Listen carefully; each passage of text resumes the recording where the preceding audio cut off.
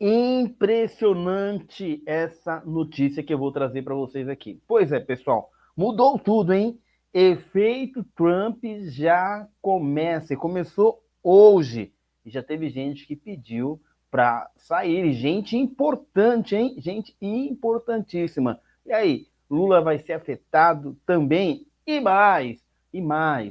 Eduardo Bolsonaro faz declarações importantíssima. Será o substituto do Bolsonaro? Ou o Bolsonaro será elegível para 2026? O ano mal começou, está pegando fogo. Vou trazer um giro aqui extremamente importante para vocês aqui e agora. E mais, gente, presta atenção aqui.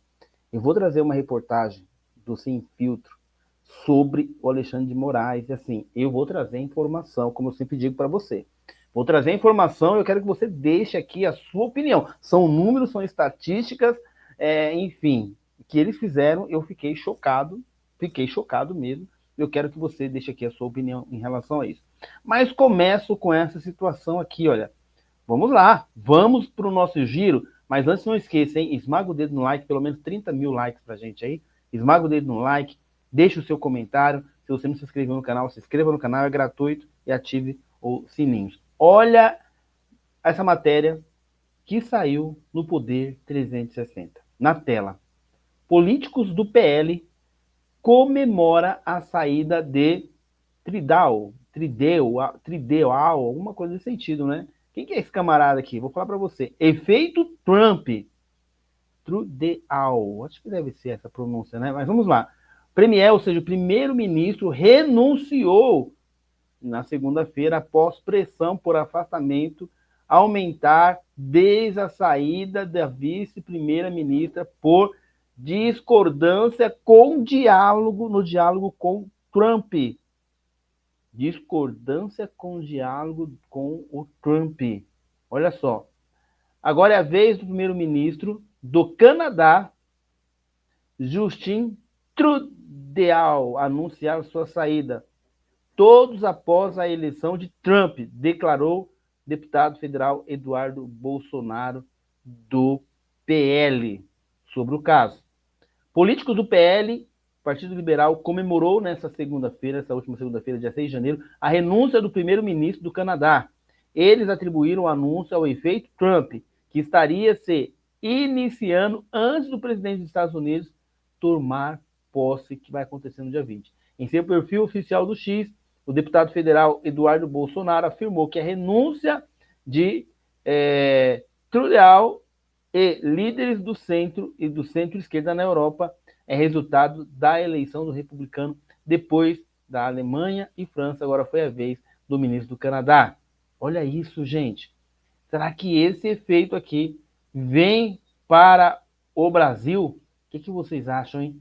Deixe aqui nos comentários. E não para por aí, gente. Não para por aí. Eu vou falando em Eduardo Bolsonaro, vou compartilhar com vocês aqui um vídeo que ele acabou de soltar no canal dele. Deixa eu ver se eu encontro aqui. Acho que é isso aqui, olha. Aqui, ó. Deixa eu ver se é esse aqui. Deve ser isso aqui, hein? Vamos ver. Não é aqui. Deixa eu ver. Mais para baixo aqui, ó. Mais para baixo. Cadê? Achei, gente. Não.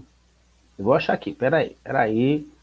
Que eu estou... Deixa nos comentários o que você acha dessa questão do efeito Trump, né? Efeito Trump. Já sei como que eu vou pegar aqui, gente. Estou comendo bola aqui, ó. Achei vocês. Aqui. Diz para mim nos comentários. Olha, não, eu vou fazer o seguinte, eu vou trazer já o do Alexandre de Moraes, que eu já encontrei aqui, fica mais fácil para você. Olha essa matéria que o Sem Filtro soltou, gente. Olha isso. Olha o tema. O federal Alexandre de Moraes concentra em seu gabinete a maioria dos inquéritos criminais em tramitação na corte. Levantamento realizado pelo Estadão aponta a existência de 37 investigações em curso atualmente, das quais 21 estão sob relatoria de Moraes. Em comparação, o segundo ministro com mais inquéritos é Luiz Fux, que relata 3 casos. O levantamento não contabiliza os inquéritos sigilosos e em segredo de justiça. Portanto, na prática, o número de casos relatados por Moraes é ainda maior do que o indicado pelos dados oficiais, tendo em vista a existência do inquérito das fake news, que é sigiloso, e de uma série de petições de caráter investigativo relacionadas a esse caso. E aí, Silvio Navarro, o que acha dessa concentração no gabinete do ministro Alexandre de Moraes, hein, Silvio? Tá tudo errado, Brown. Vamos lá. Primeiro a discrepância aritmética. Você acaba de trazer um número, 21 inquéritos na mão de um único ministro do Supremo Tribunal Federal, sendo que, em alguns casos, esses inquéritos envolvem dezenas, milhares de pessoas. Vamos citar aqui o 8 de janeiro, por exemplo. Quantas pessoas estão debaixo do guarda-chuva do inquérito do 8 de janeiro? Aliás, eu estou errado, eu tenho que usar o plural. 12 inquéritos relacionados ao 8 de janeiro. Eles são tentaculares e se comunicam de forma misteriosa e sigilosa. Se Luiz Fux detém 3 inquéritos em curso contra 21, acho que a discrepância matemática, aritmética, já deixa claro o que está acontecendo no Brasil.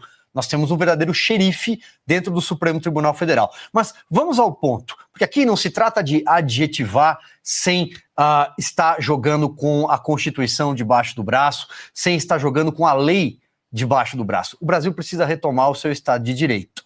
Esses inquéritos, eles são ilegais. A maioria é ilegal. Vamos a eles. Em primeiro lugar, não há a dupla jurisdição. Você não tem um tribunal para recorrer.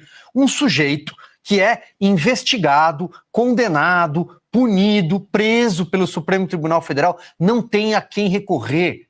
Isso é ilegal. Isso é um atropelo do devido processo.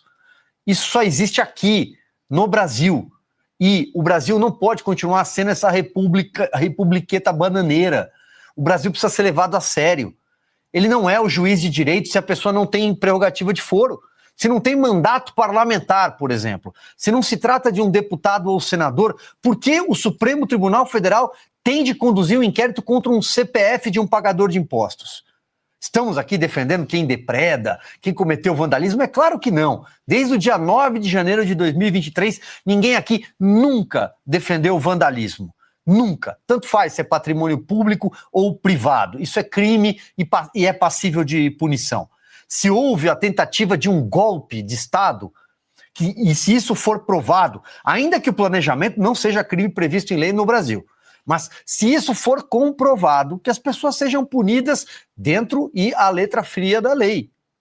Mas tampouco isso foi comprovado.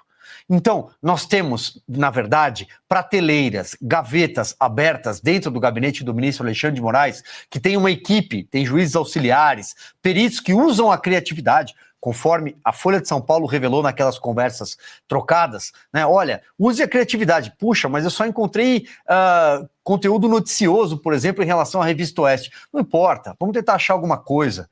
Ou quando eles não gostam de alguém, eles dizem, dá vontade de mandar uns jagunços ir lá, pegar e trazer a fórceps para o Brasil para ficar atrás das grades. Ou o que estão fazendo com o Daniel Silveira, por exemplo, uma crueldade jamais vista, parece uma masmorra, parece que nós voltamos a outros tempos, isso não tem nada a ver com democracia.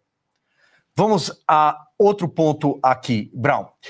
Olha, um sujeito que é vítima, porque ele se diz vítima desses inquéritos. Aliás, o 4781 nasce disso, né? Foi um arranjo feito dentro do próprio Supremo, à época o presidente era o Dias Toffoli, e ele entrega para o Alexandre de Moraes de ofício, sem sorteio, o inquérito 4781, que vai fazer 6 anos de aniversário agora, neste primeiro semestre. Ele é vítima, ele mesmo é o investigador, ele tem a Polícia Federal a seu serviço, tempo integral, porque o seu o parceiro, o presidente Lula da Silva, permite, aliás, o ministro da Justiça também é egresso do Supremo, Ricardo Lewandowski, e o anterior está lá no Supremo, a seu serviço, e ao mesmo tempo ele é juiz, e não se julga impedido. Alguém acredita que isso faz parte do devido processo legal? Alguém acredita que a nossa democracia está salva dessa forma? Só existe uma forma, um único caminho para a pacificação social do Brasil. E todos desejam a mesma coisa. Da esquerda à direita, a impressão, pelo menos com base naquilo que é dito diante das câmeras por políticos, é que o caminho é o caminho da pacificação. É o Estado de Direito, é a lei. cumpra-se a lei. E quem é que não está cumprindo a lei? É quem deveria guardar a Constituição? Agora, Carlo Cauti, tudo isso, né, essas múltiplas investigações em variadas frentes, em vários desdobramentos, custam caro, né? Independentemente de qual seja o gabinete, a gente vê essa concentração no gabinete do ministro Alexandre de Moraes. Fato é que custa muito caro, é isso que forma o judiciário mais caro do mundo, o brasileiro, né, Cauti? Um inscrito do canal fez esse comentário. Doutor, o que eu preciso fazer para parar de usar óculos? Olha, todo mundo pensa que os óculos são a solução para a visão ruim, mas eu posso te afirmar que dentro da sua geladeira tem algo muito melhor que os óculos para melhorar a sua visão. Pare de gastar dinheiro com óculos e colírios e comece a comprar laranjas no mercado. Isso pode melhorar demais a sua visão. Eu sou o Dr. Cleiton Albuquerque, sou diretor de pesquisa avançada em saúde ocular há quase 20 anos. Pois é, não só uma questão econômica, mas também tem uma questão de insegurança jurídica, né? Porque imagina só explicar para um investidor estrangeiro uma situação como essa. Aliás, já vemos os efeitos nos investimentos estrangeiros aqui no Brasil, quando temos um Supremo Tribunal Federal hiperativo, né? Com um ministro que se considera também o imperador do Brasil, com esta acumulação de processos, de casos, quase todos, eu diria a grande maioria, pontualmente ilegais, inconstitucionais, que gritam vingança para não apenas para a Constituição, para o Código Civil, Código Penal, mas para os princípios gerais do direito, até para as convenções internacionais. E assim mesmo, esses processos, Vitor, eles são, esses casos, essas persecuções também, elas acabam sendo chacota lá fora. Lembramos que a Interpol se recusou, por exemplo, em colocar na lista vermelha Alan dos Santos. Ela se recusou a colocar na lista vermelha os brasileiros que estão na Argentina, por exemplo. Se recusou a colocar na lista vermelha outras pessoas que o ministro Alexandre de Moraes pediu, e a Interpol simplesmente disse, não funciona assim. Esta é uma perseguição política. Não os colocaremos. Passaram-se 6 anos, né? Agora esse é o 6º ano do início do inquérito do fim no mundo, não há inclusão de pessoas que estão nesses inquéritos na lista vermelha da Interpol. O que queremos dizer mais? Que a Interpol também são um bando de perigosos bolsonaristas, golpistas, fascistas, etc., ou eles conhecem a lei e os princípios gerais do direito, inclusive internacional, melhor do que o Alexandre de Moraes, do que nossos ministros do Supremo. Mas a mesma coisa vale também para os próprios Estados Unidos. Durante a administração, durante o governo de Joe Biden, que não era exatamente um bolsonarista fanático, inclusive ele foi o primeiro chefe de Estado a acolher Lula em janeiro de 2023, lá na Casa Branca, Joe Biden se recusou a mandar de volta Alan dos Santos e outras pessoas que o ministro Alexandre de Moraes pediu. Então, assim, tudo isso é tudo profundamente ilegal, é profundamente imoral e também faz que o Brasil passe vergonha a nível internacional. Bom, agora sim, já com a gente aqui, ela, Ana Paula Henkel. Ana, estávamos falando aqui dessa concentração de inquéritos no gabinete do ministro Alexandre de Moraes, que nos diz, Ana, e acho que valem os votos ainda. Feliz ano novo, bem-vinda, Ana. Para todos nós, Brown, boa noite, querido Silvio, Cauti, nossa audiência, um esperançoso 2025, né, Brown? A gente precisa ter esperança, alimentar essa esperança de que as coisas vão entrar num rumo normal. A normalidade vai ser trazida de volta ao Brasil, a gente não pode deixar de ter essa esperança. Brown, essa história do Moraes, né, do Alexandre de Moraes, para vocês verem como o nome dele simplesmente não atravessa barreiras. Nós vamos fazer uma cobertura especial aqui na Revista Oeste sobre a posse de Donald Trump no dia 20 de janeiro, e eu vou para Washington no dia 18 de janeiro, quero fazer algumas entrevistas lá também, trazer os bastidores também do que está acontecendo em Washington, as expectativas da próxima administração de Donald Trump, a volta triunfante, né, do Donald Trump numa histórica eleição à Casa Branca. Então, fiz algumas ligações, conversei com alguns assessores de alguns parlamentares, e vejam vocês, amigos, as pessoas aqui nos Estados Unidos em relação ao Brasil, sabendo que eu vou fazer uma cobertura para os brasileiros, eles não perguntam e a Suprema Corte como está no Brasil. A pergunta é muito endereçada. E como está Alexandre de Moraes? Alguns até brincam, né? Como está o Supremo Alexandre de Moraes? Como está o ditador Alexandre de Moraes? Então, nós vamos entrar num ano, estamos entrando num ano que, com as inconstitucionalidades e os absurdos continuam no Brasil, mas agora a questão é como o nome Alexandre de Moraes e tudo que ele tem feito de mal ao Brasil, como isso será visto dentro dessa nova administração de Donald Trump, que, pelo que eu conversei, está se cercando de pessoas muito ligadas ao governo dele. Um erro que ele cometeu na outra administração foi de ter indicado alguns nomes, principalmente em relação até a políticas internacionais das Américas.